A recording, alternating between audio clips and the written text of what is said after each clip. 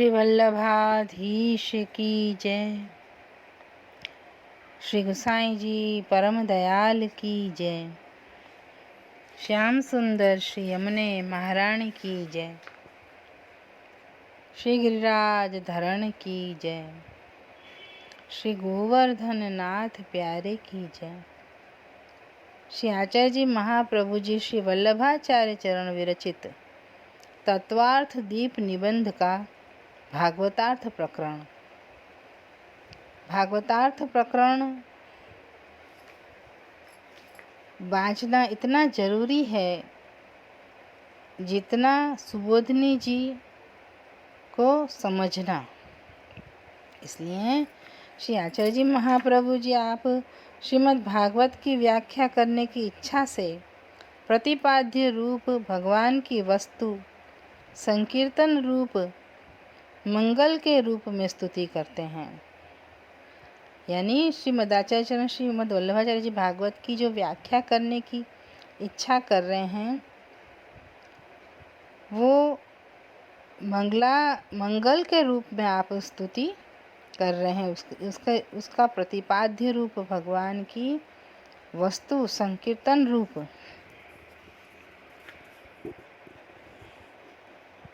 भगवान की जो भी वस्तु है वो संकीर्तन रूप से है, उसके मंगलाचरण के रूप में आप स्तुति कर रहे हैं।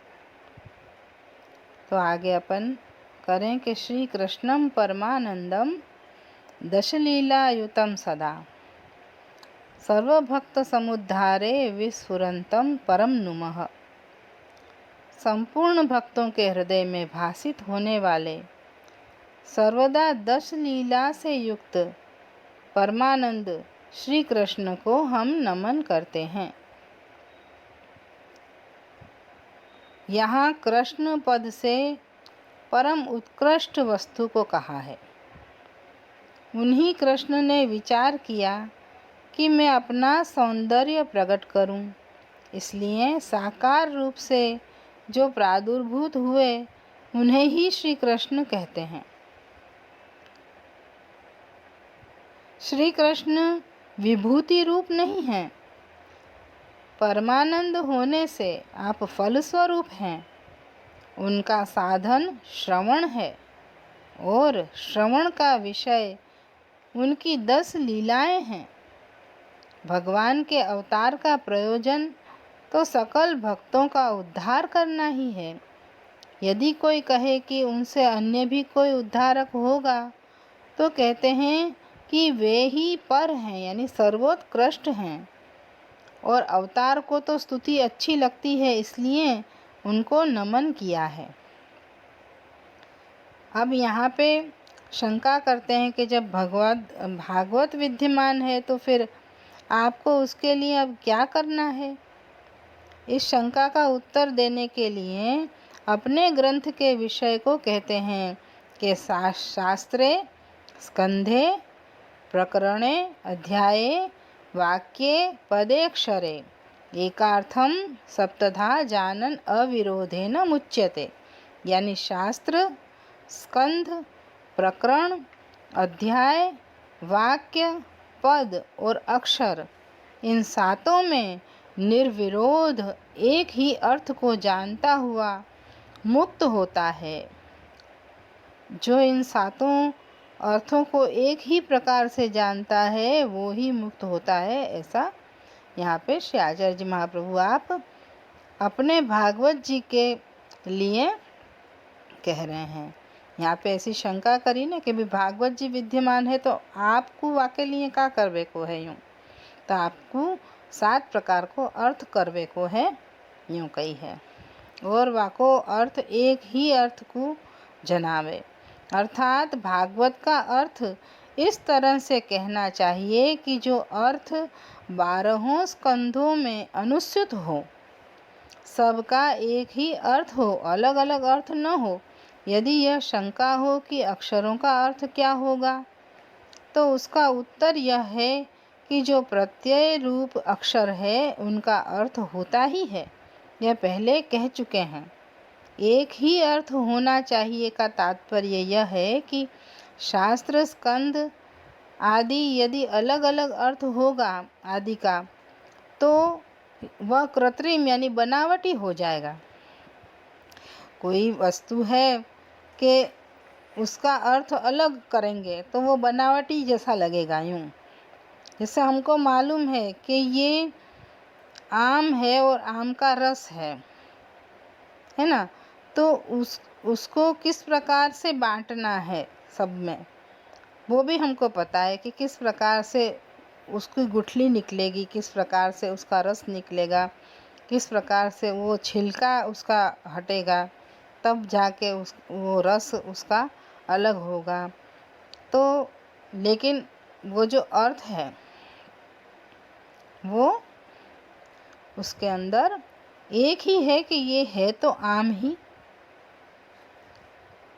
तो जिस तरह ऐश्वर्य आदि 6 धर्मों से युक्त धर्मी भगवान 7 प्रकार के हैं, यानी ऐश्वर्य, वीर्य, यश, श्री और ज्ञान और वैराग्य, ये 6 धर्म भगवान में हमेशा रहते हैं, यानी भग जिनके अंदर है उसको भगवान कहते हैं। तो ये जो भग का अर्थ है ये 6 वस्तु, और 7वें स्वयं आप धर्मी स्वरूप। इस प्रकार से आप ये सब धर्मी युक्त हैं, धर्म और धर्मी युक्त 7 प्रकार के हैं। उसी तरह भागवतार्थ भी स्कंध आदि से युक्त है, यानी जो भी भागवत को अर्थ है वो भी स्कंध सुयुक्त है, यूँ या प्रकार से संपूर्ण है। संसार से मुक्त हो जाना यह ज्ञान का अवान्तर फल है, और भक्ति के लिए ऐसी मुक्ति अपेक्षित है। भक्ति जो है वो मुक्ति के लिए करी जावे है, ये भी है, लेकिन भक्ति के बिना मुक्ति भी नहीं मिल सके, ये भी है। यासु जो संसार से मुक्त होना चाहें वो वाकु भक्ति के साथ ही ज्ञान प्राप्त करना पड़े, क्योंकि भक्ति अगर होएगी यानी कोई में प्रेम होएगो तो अपने आप ही ज्ञान को वो शोध कर लेगो, यानी वो भक्ति के अवान्तर फल है। यानी भक्ति अगर है अपने अंदर तो ज्ञान तो मिल ही जाएगा। यूँ आई बात समझ में? या प्रकार से भक्ति के लिए ऐसी मुक्ति अपेक्षित है जो संसार से मुक्त हो जावे को है। ये और ज्ञान ये दोनों ही भक्ति के अवान्तर फल हैं, यानी वहाँ में ये फल निहित ही हैं या के अंदर ही हैं। यूँ तो या प्रकार से शास्त्र स्कंद आदि में भागवत का अर्थ क्या है, इसे आनंदस्य हरेर लीला, ये क्या है? शास्त्र स्कंद आदि में भागवत को अर्थ का करो है, तो कह रहे हैं कि आनंदस्य हरेर लीला, यानी जो आनंद है वो ठाकुर जी की लीला है इत्यादि कारिकाओं से कहते हैं। आनंदस्य हरेर लीला शास्त्रार्थो दशधा हिसा, अत्र सर्गो विसर्गश्च स्थानं पोषणमूतयः, मन्वतरेशानुकथा निरोधो मुक्तिराश्रयः, अधिकारी साधनानि द्वादशाथास्ततोत्र हि, निरूप्य संख्या स्कंधा हि द्वादशैव न चान्यथा, तृतीयादि दश स्कंधोर्लीला दश विधोदिता, श्रोतुर्वक्तुश्च लक्ष्माध्ये द्वितीये त्वंग निर्णयः इतिदं द्वादश स्कंदम पुराणम हरिरेव सह। अब यहाँ पे श्री आचार्य जी महाप्रभु या प्रकार को शास्त्र को अर्थ बता रहे हैं। आनंद रूप भगवान की आनंदमयी 10 प्रकार की लीला ही शास्त्रार्थ है।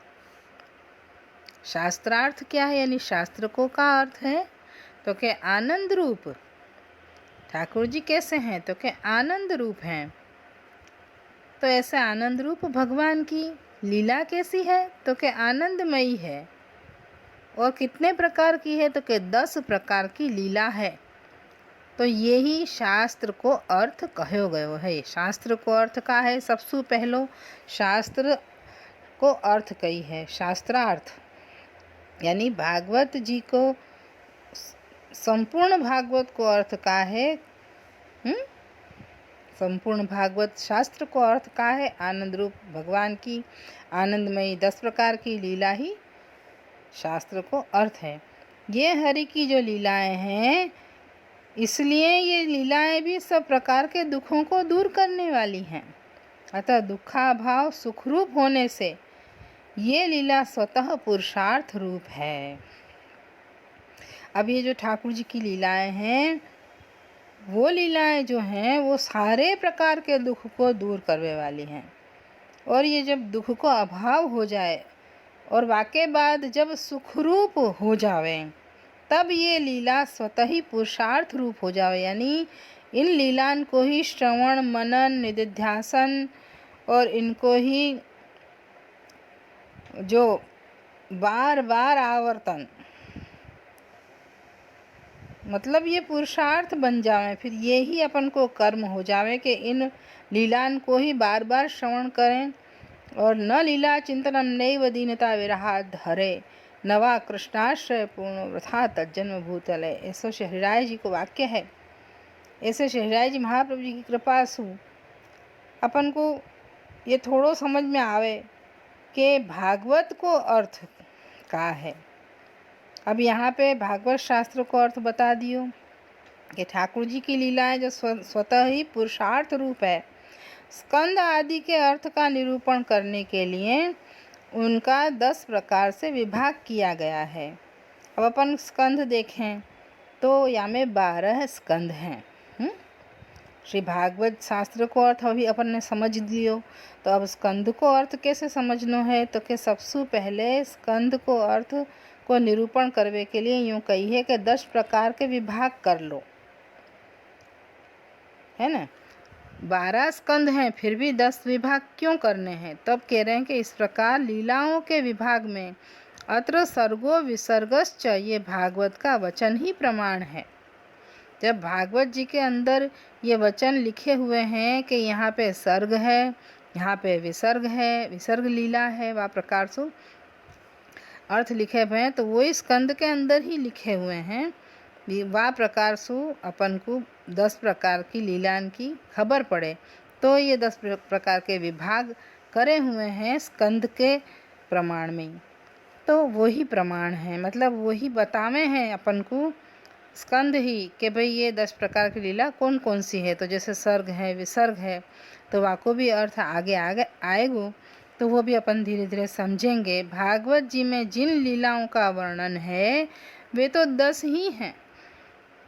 श्रीमद् भागवत के अंदर जिन लीलाओं को वर्णन है वो 10 लीला है। जो 10 लीला युतम कहिए ना, तो 10 लीला श्रीमद् भागवत के अंदर है। तो ये भागवत में स्कंद तो 12 हैं, तो उनका अर्थ कैसे करेंगे? तब यूँ कह रहे हैं कि प्रथम स्कंद अधिकार लीला को स्कंद है।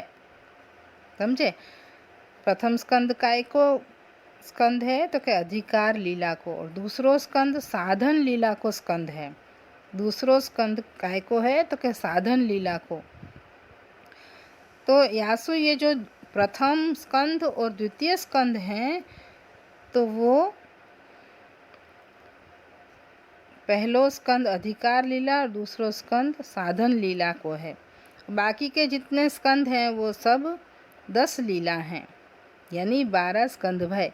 तब आगे कह रहे हैं कि अधिकार भी लीला है, क्योंकि अधिकार का उत्कृष्ट रूप से लीला में उपयोग होता है।